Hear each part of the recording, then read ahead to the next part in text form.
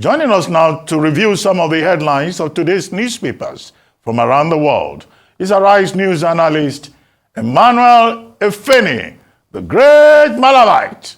Some people are saying I should not be calling him Malabite. I should call Hossi. Yeah, a great Malabite. That's what you get when success has many fathers, brothers, sisters. Genuinely, Robert. Well, we start the review with this day Nigeria's newspaper of record. We start with the story above the lead. Fubara pays on scheduled visit to lawmakers' quarters. You are becoming lawbreaker. Amewule warns. Wabara implores Tinubu to caution Wike. Rivers Argon dares governor. Say they won't vacate office in June. FCT ministers, ex-aide, defends Fubara. Yes, of course, the river situation, I don't want to call it a crisis of... It's a crisis. A situation. Let's just hope a reason will prevail and people will just stick by the law of the land. Of course, Fubara's visit yesterday today. If the governor's visit, without even saying a word, body language, you say he was there to inspect projects or whether the place is due for renovation, and that has sent chill down the spines of the lawmakers who defected from PDP to APC. And there are calls for President Tinubu to come in again. But the last time he came in, and someone was saying his intervention, the agreement are not constitutional. But again, we'll just see how the people of Rivers will react to how the affairs of the state is being run now by not just by the governor, but by persons who have even left the government and still want to continue to be in control of matters in the state, even though they have assignments elsewhere of national proportion. Now, the Guardian newspaper, how real estate firms, agencies fleece prospective property buyers, tenants. It's called The Big Story on pages 4 and 5 of the Guardian. Of course, prospective tenants and property buyers go through a lot, especially in this Lagos space and elsewhere. So perhaps everybody should read that story so that you know how to guard against being fleeced by unscrupulous persons who parade themselves as real estate agents or estate developers.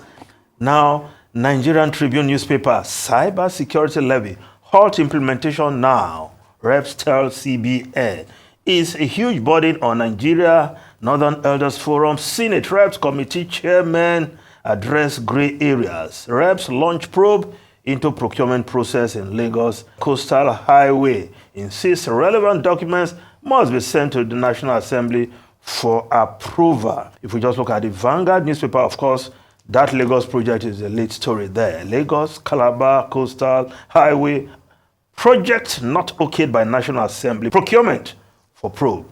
House of Rep member. Well, not okayed by the National Assembly. Is it that there was no provision for that in the budget? Well, National Assembly is saying that the Minister of Works, Finance, Justice, AGF, to send all guarantees, credit enhancement instruments to National Assembly. Say project didn't get National Assembly approval. Well, now that the National Assembly has waded into this Lagos-Calabar Coastal Highway, a project that is desirable, will create economic impact that is positive. Of course, there are environmental issues also that have been raised. But now talking about whether it went through due process, the award of that contract and all related matters of guarantees.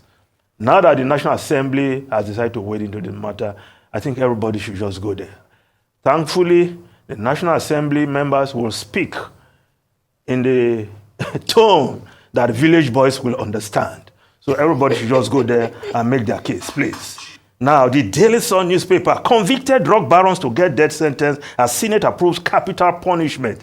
Yes, although this is yet to be okayed by the lower house, the lower chamber of the National Assembly, the House of Representatives, but death sentence for drug barons. You say, well, a serious problem requires some drastic measures. But death sentence at a time, the rest of the world is moving away from capital punishment. And at a time, condemned prisoners are in our jails, governors unwilling, refusing to sign the death warrant for them to be hanged. National Assembly, the Senate this time talking about capital punishment. Well, perhaps the House of Representatives should also take a second look and the manner in which it was passed. Death sentence, those in support, everybody says, oh, yes, you are not even sure of which side carried the day. And Senator Adams Oshomole, pointed it out that on a serious matter like this, every senator should be seen to vote for their own position, not just this carry-go mentality. I think the House of Reps should put in a proper voting counter. Yes. In the House. Yeah. No, I mean, voice vote is not imperative. It's serious business. The process of making is serious business. We can even have voting records of the senators. What you voted Yes, you know where you stand on every issue. Not everybody just hiding under voice votes.